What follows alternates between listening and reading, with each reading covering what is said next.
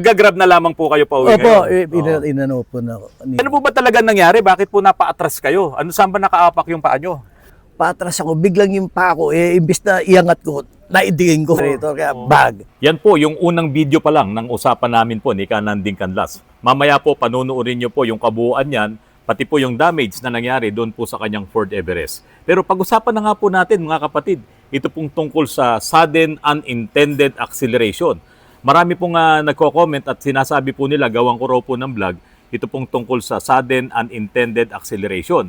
Pero dahil nga po sa amin, nangyari na naman na ganitong pagkakataon, ito nga pong si Kananding ay nabangga yung likuran ng kanyang sasakyan dahil biglang atras, sobrang lakas yung poste. Natumba po talaga at nakadamay pa ng isang sasakyan. Pag-usapan na nga po natin itong bagay po na ito. Sudden unintended acceleration, SUA, is the unexpected, uncontrolled, and rapid acceleration of a vehicle without driver input, often accompanied by failed braking. Teka muna, without driver input, yun ang SUA. Paano kung may driver input nga? Paano kung talagang nagkamali yung driver? It typically occurs at low speeds or while starting, frequently caused by pedal misapplication, hitting gas instead of a brake, floor mat entrapment, or electronic mechanical faults. Dito po sa mga isyong ganito, katulad po nung nangyari diyan po sa video, may vlog po akong ganon, dumire-diretso po yung Fortuner doon sa loob ng video at doon may namatay po talaga, may casualty po doon at talagang nagpabalik-balik pa yung Fortuner doon sa loob ng video. Tapos mayroon pang isa, yung diyan sa NAIA, no, na mayroon ding nasawi na bata. At talagang kitang-kita naman na yung Everest medyo huminto pa ng konti tapos dumire-diretso. Ang sabi ko nga po dun sa vlog ko dun malamang yun ay nagkamali. Ginamit niya yung kaliwang paa sa preno at ginamit naman niya yung kanang paa doon sa acceleration. Kasi makikita mo, nakapreno pa nakailaw pa yung brake light. Tapos nung nawala yung ilaw ng brake light, biglang umabante ng todo-todo No? So, yan yung mga masasabi natin na may driver input yan. Kaya hindi mo masasabi ngayong SUA yun. Hindi mo ngayon masisisi yung sasakyan. Kasi ang sinasabing SUA ay yung unexpected, uncontrolled, and rapid acceleration of vehicle without driver input, often accompanied by failed braking. Tapos meron pa mga kapatid, merong nangyari sa Green Hills na yung Innova mula dun sa third floor ay nahulog. The father-in-law of Senator Grace po was reportedly injured after his sport utility vehicle fell from the elevated parking space at a shopping mall in San Juan City. Senior Superintendent Dindo Reyes, Chief of the San Juan City Police, confirmed that the driver of the black Toyota Innova that fell from the third level of a parking lot in Green Hills Shopping Malls is Sir Teodoro Paraiso Llamanzares. Ito po yung father-in-law po ni Senator Grace po. At ilang taon na po ba yung father-in-law po ni Senator nung nangyari po yon? 83 years old. Was the sole passenger of the vehicle when the incident happened at 9:45 a.m. Ito po ba ay masasabi pa rin pong SUA? Alam nyo, meron din akong na-research, no? Itong mga elevated parking lot po na yan sa Green Hills, meron silang dyan Meron silang sinasabi dyan Sabi po dito, Green Hills Parking Structure Design. The parking structure involved, particularly on the Annapolis side, has been the site of multiple accidents where vehicles breached the wall, leading to investigations of both vehicle issues and facility safety. Pero palang ganon, alam niyo po ba yan, na yun mismong parking space, parang may problema. Diyan po sa Green Hills, sa elevated parking po na yan, yung nandoon mismo sa Annapolis side. Sabi po, 2015 to 2016, Montero Sport SUA allegations. During this period, dozens of motorists reported that their Mitsubishi Montero vehicle suddenly accelerated beyond control. Mitsubishi Motors Philippines Corporation consistently maintained that the Montero Sport did not have any design mechanical or electronic defects, citing tests by Philippine and Japanese experts that attributed these incidents to pedal misapplication. Ito, ang komento ko po dyan. Marami na pong nagtanong sa akin nung araw nung nangyari po yung mga aksidente na to sa Montero. Kung tutusin, wala naman talagang mali doon sa pedal, sa brake, doon sa engine, wala talagang mali.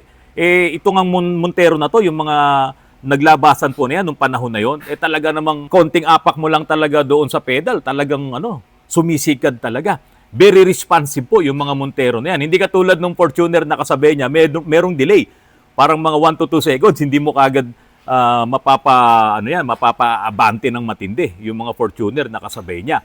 Yung mga nakagamit ng Montero, yung mga modelo po nung sinasabi dito sa may SUA, sudden unintended acceleration, yung lever po niyan, ayan, yung lever, dito, baliktarin natin, yung lever, nandito kasi yung shift lock dito. Kaya kung halimbawa hawak mo, hindi mo maikakambyo, madala mo yan sa reverse or sa drive or neutral kapag hindi mo pipindutin tong shift lock. Halimbawa, dito mo lang hinawakan, hindi mo makakambyo yan. Dapat pipindutin mo dito, saka mo ngayon makakambyo. Magagalaw mo yung lever.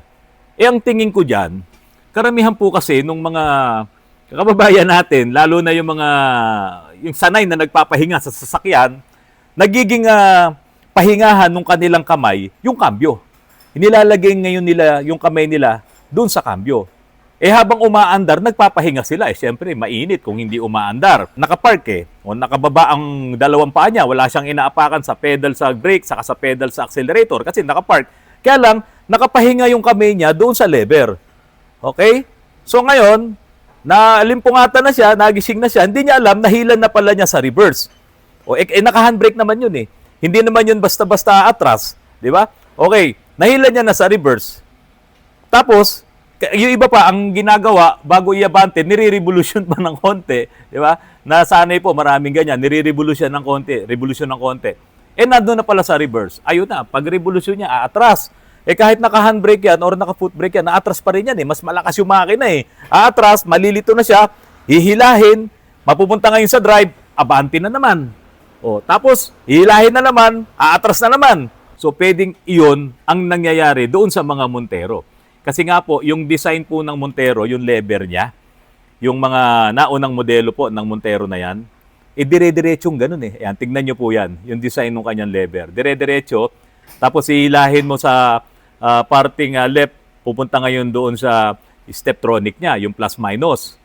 Hindi katulad nung sa mga Toyota Fortuner or Toyota na iba yung kanyang design. Hindi mo mahihila kasi babangga doon sa meron kasing dadaanan muna Babangga siya, kailangan igawin mo muna sa kanan para siya makapunta sa reverse. Tapos hilahin mo na naman pupunta sa drive. Meron siyang dinadaanan, may binabanggaan siya kaya hindi pwedeng diretso. Yan yung sa sa mga Toyota. Ako sa tingin ko, yan ang naging problema nung ilang mga sinasabing SUA. Kaya po itong mga Montero, itong 2023 na automatic transmission, naging katulad na rin nung sa Toyota, yung design po nung kanilang shift lever. Other contributing factors po, investigation into Philippine SUA, cases frequently pointed to driver panic. Yun, sabi ko sa inyo, nung nahila na, nagpanic na siya, di niya na alam kung anong gagawin.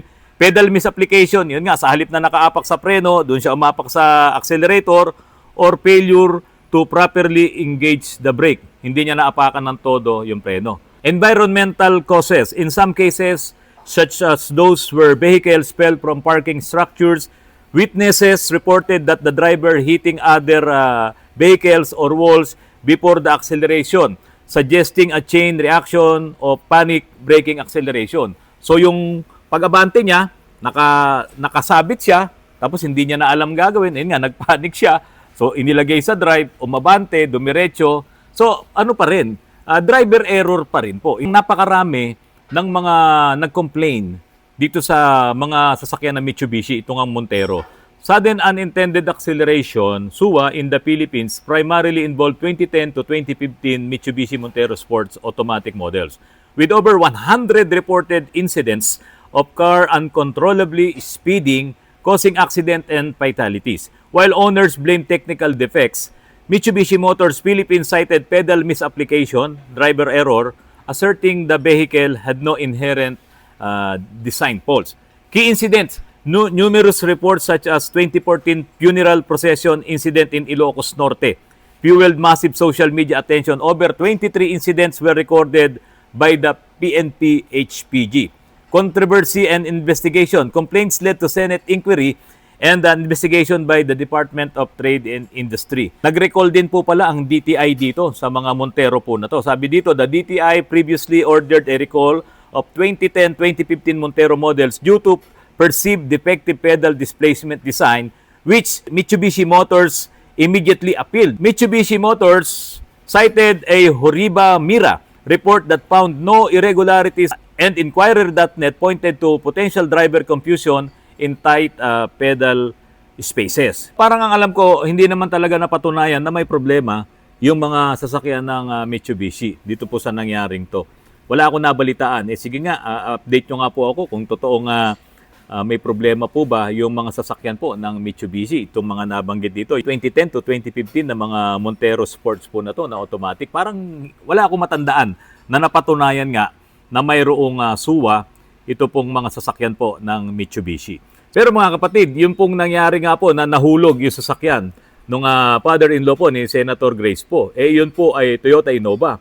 Ang cambio po nun ay hindi yung isang diretsong ganun. Meron pa ganun po yun. Kaya baka talagang nagkamali ng apak yung pong driver or hindi natin alam kung ano talaga ang nangyari kasi aksidente naman po talaga yan eh. No, kaya ito pong si Kuya Nanding Canlas na talaga namang inamin niya sa akin kung bakit nangyari yon kasi yung paa niya hindi rin niya talaga naiangat kagad dahil mayroon ng problema, no? Nakatungkod na nga po si Kuya Nanding, no? May problema na yung kanyang paa. Kaya siguro ang nangyari sa halip na sa preno niya maiangat yung kanyang paa, doon niya ngayon nailagay sa accelerator. At sinabi naman po niya yung totoong nangyari dito po sa video na ito. Ito po, pakipanood niyo po. Oh, saan galing yan? Nangangalakal kayo Ha? Saan galing yan? Dito po sa loob, sir. Yung mga gamit nito. O, chinecklist nyo. O, lagay na muna doon sa opisina. Baka mawala Akala ko may nangangalakal Ano ba nangyari dito? Ba tayo mabuksan? Paliwanag mo nga, latero. Ba tayo mabuksan? Po, sir. Ha? Nag-lock po yan dito. Pagkabangga dito, naipit po sa gilid. Sa sobrang lakas ng bangga. Sobrang lakas ng bangga dito. Oo. Na-disalign yung dyan, yung lock niya. Yung catcher. Opo. Paano gagawin mo dito para mabuksan? Bubuksan ko po sa loob yan para tatanggalin ko yung lock niya. Doon. Sa loob mo na bubuksan. Kung ibangga mo yung kabila, hindi kaya Lalong naglalaki, sir. Lalo maglalak. Ito mga kapatid, grabe yung tama nito. Kasi yung may-ari nito, gusto po niyang iabante, iatras para linisin. Kaso nadiin yung kanyang paa doon sa accelerator, kaya nung nag-reverse, sa accelerator pala nakaapak yung paa niya, pagdiin niya, bumangga doon sa poste, sa labas ng bahay nila, kaya ganito ang naging damage. Ngayon, paliwanag nyo nga sa akin, halika yung dalawa dito na pintor. Pintor sa kalatero. Tatanggalin mo to. Yes sir, baba yung bumper sir. Bakit pati salamin pinapatanggal nyo? Ito, pati ito, gusto nyo tanggalin yung salamin. Oh. Kasi sir, ito, pumilipit itong back door. Baka madamage yung salamin. Kaya tatanggal natin. So, pag ginawa nyo to, dapat tanggal yung salamin. Apektado po yan kasi ng bangga din sa taas. Pero kung halimbawa naibaba mo na to at nakita mo naman na hindi gaanong tatanggalin pa rin ng salamin Kailangan tanggalin talaga sir. para sigurado tayo. Kaso may waiver din tayo pag tinanggalan salamin Yung magtatanggal niyan, kung taga-Agila yan, nagpapapirma din sila ng waiver. Kasi habang tinatanggal, pwedeng mabasag din yung salamin. At habang kinakabit, pwedeng mabasag din yung salamin. So waiver din yun. Nilagay niyo ba yun sa job order? Meron sir. Meron ba? Nilagay niyo Okay. Itong quarter panel, ba na salamin, bakit kailangan tanggalin naman? Gumabante po sir yung quarter panel, dumikit po sa may sa may pinto. Dito nga cameraman. Kailangan batakin sir. Oo. Paatras. So ang nangyari, itong buong quarter panel na to, dahil nabangga doon, yung clearance mo nawala dito. Ito, pakita mo, lapit mo. Nagdumikit na siya Yes po, dito. sir. Dumikit po. Ang dapat na clearance niyan ganito Ganito dapat ang clearance niyan. Kaya mamaya titignan natin yung kabila, pero dito, dumikit. Paano mo gagawin to, Latero? Ano po sir, hihilahin po yan ng chin block, yung body liner kong ginawa natin. Meron tayong ginawa. Ano yun? I-beam yun, ano? I-beam po, I-beam. I-beam na naka-L na ganun. Opo. Tapos, hihinang-hinangan mo sa loob, Hilahin. lalagyan mo ng kadena para hilahin na ganun. Opo. Talagang kailangan tanggalin to. Kailangan po kasi Yes sir. Baka mabasag. Mababasag po sir. Oo. So waiver na naman yon. Opo. So ito, kaya natin ginagawa ng vlog kasi yung may-ari nito, super seniors na. Eh baka mahirapan tayong mag-explain kapag ka ito iniwan ko sa inyo, hindi naman basag ang salamin eh. Di ba? Pati yung nasa likod, hindi naman basag yung salamin sa likod, iniwan ko sa inyo yan. Ganyan po ang ang kadelikaduhan kapag ka nagbabody repair. Talagang maraming pwedeng masira pa kapag ginagawa yan. Kaya ito, ang pagtatanggalin natin ay yung nag-home service na sa atin dito Opo. na taga-Agila. Ba't ikaw ayaw mo? Basag sir. Ayaw mo mag-abono? O sige, ano-ano ba yung mga papalitan natin dito? Sige nga, Taillight sir, palit. taillight. Ito inner. Yes po. Tsaka Palit yung, din. Ano, Bumper, palit. Palit po. Hindi ba ito mariremedyohan? hindi na po kaya sir eh. Ha? Palit na po eh. Punit? Yes sir. Okay, so palit. Ang gwapong-gwapong kananding kanlas ng lokal ng Solis. Saan po kayo sa US dati? Sa ano po, dati Glendale. Opo. Eh ngayon po, nasa Orange County po kami. Orange O, County. nandun po yung mga apo ko. Babalik pa po ba kayo doon? O pag ganun lang? Taon-taon po, taon-taon. Okay. Isang buwan sa loob na isang taon nandun po. Nandoon po kayo? Opo. Taon-taon po yun? Taon-taon po. Kailan po ba ang plano nyong bumalik ulit doon? Kasi ihahabol ko to. Kailan matapos to kagad? Ito pong, kung pwede, itong kalatian ng Migi. Narinig nyo yan. Kayong dalawa. Ako na bala sa inyo. Ayan, narinig yung dalawa yan. Magagrab na lamang po kayo pa uwi Opo, ngayon. inano po na ni Mrs. po ni Commander yung ano namin, babayaran ko na lang po kasi yung... Ano po ba talaga nangyari? Bakit po napa-atras kayo? Ano, saan ba nakaapak yung paa nyo?